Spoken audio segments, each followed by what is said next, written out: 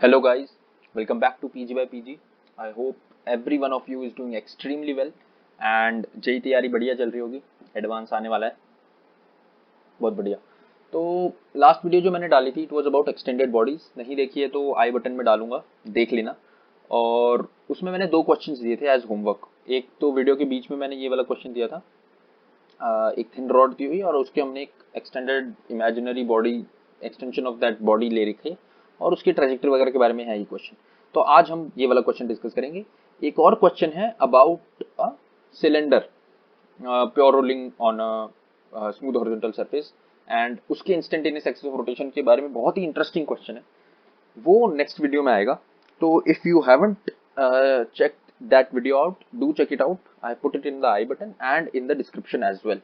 Question क्या कह रहा है? क्वेश्चन बेसिकली मुझे कह रहा है कि एक थिन रॉड दी हुई है मुझे ऑफ कलर, एक थिन रॉड दी हुई है मुझे of length L and it's lying on a smooth horizontal surface.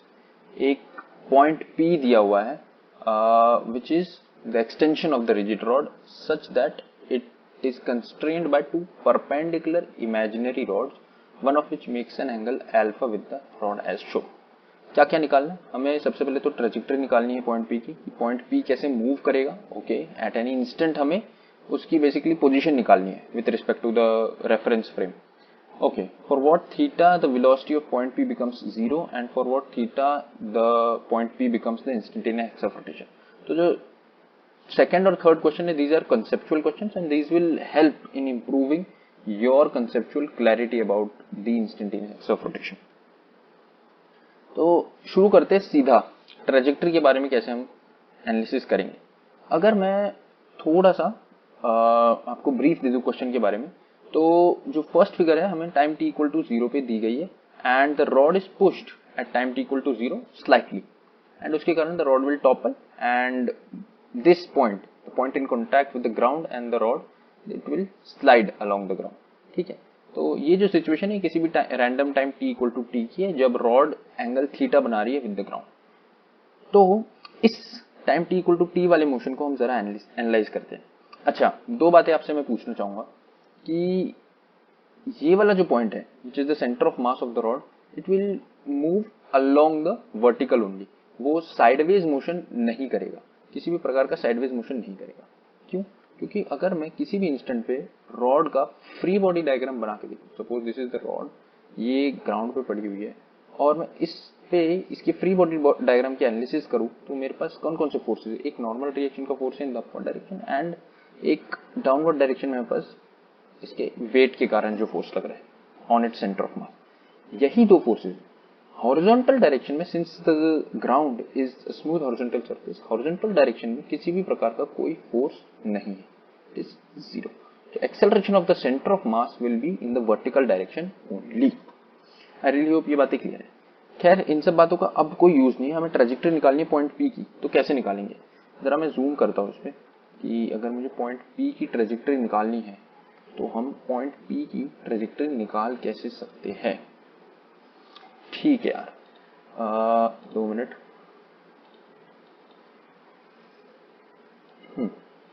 Point P की ट्रेजेक्टरी अब निकालनी है, तो कैसे निकालेंगे? देखो यार, सिंपल सा है, मुझे पॉइंट पी की पोजीशन इस पॉइंट के रिस्पेक्ट में डिटरमाइन करनी है, या कोई भी ऐसा point on this in this frame जो फिक्स्ड हो। तो हम ये पॉइंट ले लेते हैं जो बॉटम पे है and it lies on the intersection of the vertical axis and the horizontal axis. इन दोनों के इंटरसेक्शन पे जो पॉइंट है इसको हम ओरिजिन मानते हैं। With respect to that we calculate the position of P. Suppose इसके कोऑर्डिनेट्स किसी भी इंस्टेंट पे h, k है। ठीक है, अब देखो यहां से यहां की height, suppose this point is O and suppose this point is C, तो यहां OC की लेंथ मेरे को कितनी पता है? मैं कितनी कह सकता हूं? L/2 sine theta. ठीक है, OC की लेंथ में L/2 साइन थीटा कह सकता हूं। अगर मुझे ये लेंथ मिल जाए कुछ करके, ये लेंथ मिल जाए, which length? Suppose this point is this point, इस पॉइंट को मैं कह रहा हूं Q। OQ की लेंथ अगर मुझे मिल जाए, QO की लेंथ अगर मुझे मिल जाए, तो I will be able to determine the y coordinate और k, the value of k for p। अच्छा, कैसे निकाल सकते हैं? जरा सोचना। अलग कलर से बना के दिखाता हूँ इसको। देखते हैं, एक कंस्ट्रक्शन करना जरा, ये येलो लाइन का कंस्ट्रक्शन करा like this line is parallel to the ground. तो अगर मैं इस एंगल की बात करूं तो ये एंगल कितना हो जाएगा, ये एंगल थीटा हो जाएगा डेफिनेटली। जो बचा हुआ एंगल है ये कितना हो जाएगा, this angle will be alpha minus theta.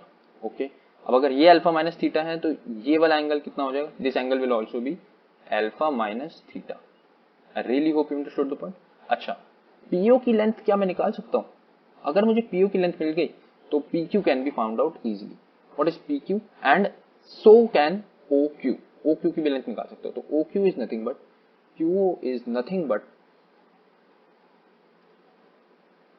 The length of PO into sine of alpha minus theta. PO की लेंथ हम बड़े आराम से निकाल सकते हैं। जरा ट्राइंगल देखना, ये वाले पॉइंट को मैं A कह देता हूं। AOP के ट्राइंगल को देखोगे तो आपको P की वैल्यू मिल जाएगी, PO की वैल्यू मिल जाएगी। क्या है, PO is nothing but L/2 cos alpha. ठीक है, पुट कर दो तो QO की वैल्यू मिल गई, QO की वैल्यू मिल गई L/2 cos alpha sin alpha minus theta. और अगर मैं टोटल लेंथ की बात करूं from Q to C, that will be the y coordinate of point P, that is K, and K is nothing but L/2 sin theta plus L/2 cos theta sin theta alpha minus theta. तो ये K coordinate तो हमें मिल गया, which is the Y coordinate of point. बाई trajectory में ये तो निकालना होता है एक्स और Y coordinate at any given instant. किसी भी पैरामीटर की टर्म्स में मुझे एक्स और वाई कोऑर्डिनेट निकालना है। एक्स कोऑर्डिनेट तो निकल गया, वाई कोऑर्डिनेट तो निकल गया। अब एक्स कोऑर्डिनेट की बात करते हैं, विच इज एच। एच क्या है, H is nothing but P Q. H is nothing but minus of the length P Q. अच्छा, तो भाई पी क्यू क्या होगा, P Q is nothing but L/2 cos alpha which is PO into cos of alpha minus theta। Triangle देखना QPO, आपको यहां से H भी मिल गया। H is nothing but the negative of L/2 cos alpha minus theta। तो trajectory तो निकाल दी हमने पॉइंट P की। तो पॉइंट P की ट्रेजेक्टरी होगी कैसी, वो ऊपर जाएगा, it will reach a maxima and then it will start to its height will start to decrease. ये हमने एक पिछली बार वो करा था सिमुलेशन, पिछले वीडियो में, उस सिमुलेशन में भी हमने यही ऑब्जर्व करा। I hope you getting the point. ठीक है, बहुत बढ़िया। तो फर्स्ट पार्ट का आंसर तो हमारा निकल गया है। ठीक है, बहुत ही सही। सेकंड पार्ट क्या कह रहा है, सेकंड पार्ट कह रहा है for what theta the velocity of point P becomes zero. किस थीटा के लिए पॉइंट P की वेलोसिटी जीरो हो जाएगी। तो इसको करने के बहुत सारे तरीके हैं, बहुत ही अच्छे तरीके से आप कर सकते हो। मैं पहले थर्ड पार्ट सॉल्व करना चाहूंगा आपके लिए कि थर्ड पार्ट एग्जैक्टली क्या कह रहा है and how is it related to the part 2। तो शेप बनाते बढ़िया सा। अगर मैं क्या बनाना चाहूँ, एक सबसे पहले तो मैं लाइन बनाना चाहता हूँ। तो लाइन बनाते एक colour colour colour colour blue colour की बनाते हैं। ठीक है, बढ़िया सी लाइन बन गई, cool. And now what I want to do, मेरे को एक वो बनाना है आपका स्क्वायर और रेक्टेंगल। ठीक है, रेक्टेंगल भी बना देंगे, कलर चेंज करना पड़ेगा। ठीक है, मैं करना क्या चाह रहा हूं, किसी भी इंस्टेंट पे इस रॉड की एनालिसिस करना चाहता हूं।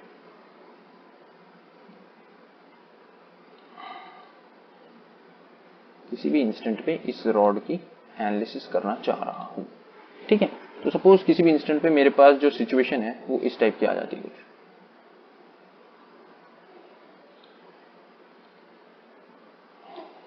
ठीक है, तो सपोज किसी भी इंस्टेंट पे the situation given to me something like this, the rod is making an angle theta with the horizontal. ये इसका सपोज सेंटर ऑफ मास है और मुझे इस इंस्टेंट पे इसके इंस्टेंटेनियस एक्सिस ऑफ रोटेशन के बारे में जानना। तो किसी भी इंस्टेंट पे मैं इसके इंस्टेंटेनियस एक्सिस ऑफ रोटेशन के बारे में क्या कह सकता हूं। देखो यार, मुझे दो पॉइंट्स के बारे में डेफिनेटली पता है कि उनकी वेलोसिटीज क्या होगी। कौन सा पॉइंट, एक ये point A and this point O. Point O और ए की मुझे क्लियरली वेलोसिटीज पता है, इनकी वेलोसिटीज की डायरेक्शन क्या होगी और कैसे डिटरमाइन कर सकते हैं। देखो, O का, तो O is the centre of mass. Centre of मास तो मुझे पता है कि सिंस हॉरिजॉन्टली कोई फोर्स प्रेजेंट नहीं है तो वो वर्टिकल डायरेक्शन में ही मूव करेगा। जो भी एक्सेलरेशन होगा सेंटर ऑफ मास का वो वर्टिकल डायरेक्शन में ही होगा। कूल। तो जो भी velocity centre of mass gain करेगा that will also be in the vertical direction. तो सेंटर ऑफ मास की किसी भी इंस्टेंट पे जो भी वेलोसिटी होगी वो वर्टिकल डायरेक्शन में ही होगी, velocity of point O। Similarly, the point A is constrained to move along the horizontal surface and बहुत ही इंट्यूटिव वे में हम कह सकते हैं कि velocity of A will be in the backward direction, slide कर रहा होगा in the backward direction। A will be sliding along the ground in the backward direction and since it's constrained to move on the ground, horizontally ही वो move कर सकता है। Cool, बहुत बढ़िया। मेरे को 2 पॉइंट्स की वेलोसिटी मिल गई ऑन द रिजिड बॉडी, तो क्या मैं इंस्टेंटेनियस एक्सिस ऑफ रोटेशन निकाल सकता हूँ? बिल्कुल निकाल सकते हैं, बिल्कुल निकाल सकते हैं। Definitely I can find. अगर आपने इंस्टेंटेनियस एक्सिस ऑफ रोटेशन वाली वीडियो देखी है जिसमें I have taught you how to locate the instantaneous axis of rotation, you will be able to grasp this very easily. तो कोई भी 2 पॉइंट्स की अगर मुझे वेलोसिटी पता है तो इंस्टेंटेनियस एक्सिस ऑफ रोटेशन कहां लगाया जाएगा? दोनों वेलोसिटीज पर एक परपेंडिकुलर डालो, दोनों वेलोसिटीज पर एक परपेंडिकुलर डालो, जहां वो परपेंडिकुलर इंटरसेक्ट करेंगे, that point will be the instantaneous axis of rotation. This point is the instantaneous axis of rotation at this particular instant. Which instant? When the rod makes theta with ground. At this instant, this point, इस point का नाम दे देते, suppose इस point को मैं कहता हूं B, तो ये पॉइंट B कहलाएगा इंस्टेंटेनियस एक्सिस ऑफ रोटेशन। बहुत ही बढ़िया। अब डिस्टेंसेस कैसे निकाल सकते हैं? Since this line is horizontal, which line? BO, तो this angle will be theta. बहुत ही आराम से। अब ये लेंथ मुझे पता है, AO मुझे लेंथ ऑलरेडी पता है, दिस इज L/2, तो ये हाइट कितनी होगी? This height will be L/2 sine theta and this length BO will be L/2 cos theta. बड़े आराम से B के मुझे कोऑर्डिनेट्स मिल गए, this is nothing but L/2 sine theta comma minus L/2 cos theta.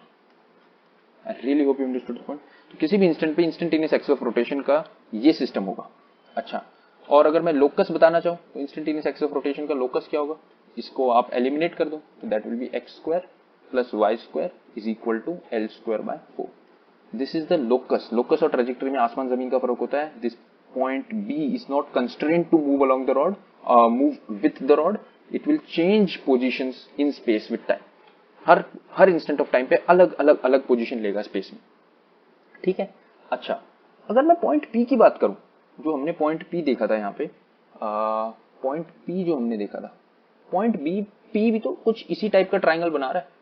जो हमारी एक्सटेंडेड बॉडी है OP and suppose this point is A, तो जो हमारी एक्सटेंडेड बॉडी है OPA, वो भी तो कुछ इसी टाइप की ट्राइंगल बना रही है। सो व्हाट कैन आई से? आई कैन से दैट, अच्छा एक और बात मैं बताता हूँ, PO की लेंथ मैं क्या कह सकता हूँ? L/2 cos alpha and PA की लेंथ मैं कह सकता हूँ L/2 sin अल्फा। कुछ सिमिलरिटीज दिख रही है? बिल्कुल। The instant at which this triangle OP and A coincide with the triangle OB and A, at that instant point P will be the instantaneous axis of rotation. I really hope you understood the point. इस instant पे point P will become the instantaneous axis of rotation. कौन कौन से triangle coincide करने हैं? When BOA coincides with POA at that instant, P becomes the instantaneous axis of rotation. किसी ना किसी टाइम इंटरवल पर तो ये ट्राइंगल कोइंसाइड करेगा ही ना इसके साथ, कि नहीं? Definitely it will coincide. And इसको मैथमेटिकली आप प्रूव भी कर सकते हो। कैसे प्रूव कर सकते हो?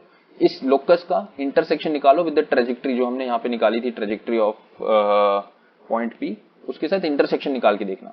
अभी मैं लिखता हूँ, ये जो ट्रेजेक्टरी निकाली अपनी K एंड H की वैल्यूज, उनको आप इक्वल कर दो इनके साथ। There will be a theta where theta is equal to alpha.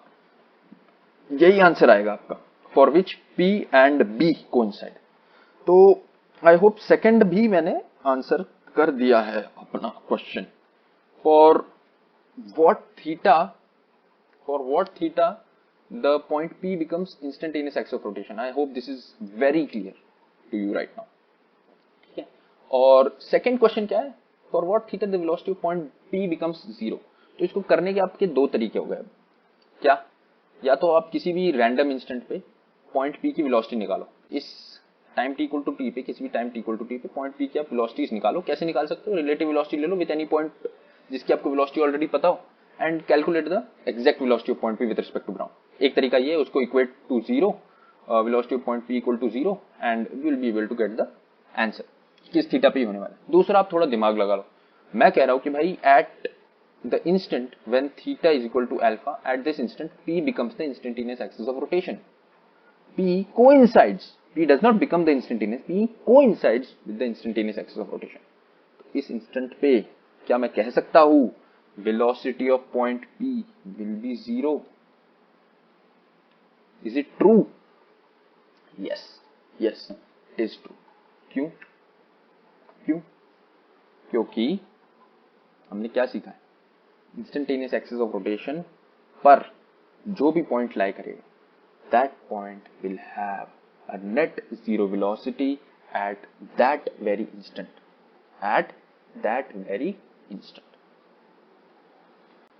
तो आपके लिए कुछ काम है, ये वीडियो अगर आपको समझ आ गई तो दो चीजें मैं बोल रहा हूं वो ध्यान से करना। क्या, पहली चीज तो ट्रेजेक्टरी ऑफ पॉइंट P हमारे पास कितनी आई थी, ट्रेजेक्टरी ऑफ पॉइंट P अगर मैं कहूं तो h was coming out to be something minus L/2 cos alpha minus theta, right? And k was coming out to be L/2 sin alpha cos alpha minus theta and plus L/2 sin theta, right? And मैंने बोला कि अगर आप trajectory का intersection निकालो with the locus of the instantaneous axis of rotation which is minus L/2 cos theta, L/2 sin theta, इन दोनों का आप इंटरसेक्शन निकालो। इंटरसेक्शन कैसे निकालोगे, इक्वेट कर दो इंटरसेक्शन, तो आपको एक ही सोल्यूशन मिलेगा, viable solution, one solution, and that solution will be theta equal to alpha. ये खुद ट्राई करो, एक बार सॉल्व करके देखो, इसको इक्वेट करो एंड सॉल्व बाय योरसेल्फ। तो फर्स्ट काम तो ये था जो मुझे बोलना था। अब दूसरा काम ये है जो आपको सेकेंड पार्ट है, P is equal to 0 at what instant, what theta, किस थीटा पे 0 होगा। कुछ नहीं करना, आपको एग्जैक्ट वेलोसिटी v की निकालनी है। एग्जैक्ट वेलोसिटी ऑफ v निकालो, कैसे निकालोगे you have to figure out, मैंने बहुत बार ये करके दिखा दिया। एग्जैक्ट वेलोसिटी इस पॉइंट P की निकालो, इस पॉइंट की P की एग्जैक्ट वेलोसिटी निकालो वेक्टर फॉर्म में एंड इक्वेट इट टू 0, दोनों कंपोनेंट्स को 0 से इक्वेट कर दो एंड जो भी थीटा का सोल्यूशन निकल के आता है दैट इज द आंसर। और आप देखोगे theta will come out to be alpha, theta will come out to be alpha, ये आपको मिलेगा, सारे रिजल्ट आपके कोइंसाइड कर देंगे। तो this was the analysis of this question. Video थोड़ी लंबी हो गई, सॉरी फॉर दैट। बाकी एक ही चीज कहना चाहूंगा यार कि फिजिक्स को ना मन से पढ़ो, मन से पढ़ोगे ना फिजिक्स को तो मजा आएगा। That's it for today guys, thank you so much for staying here till the end, अगर देख रहे हो एंड तक तो, and do consider subscribing to my channel। Thank you, शपथ है, bye bye।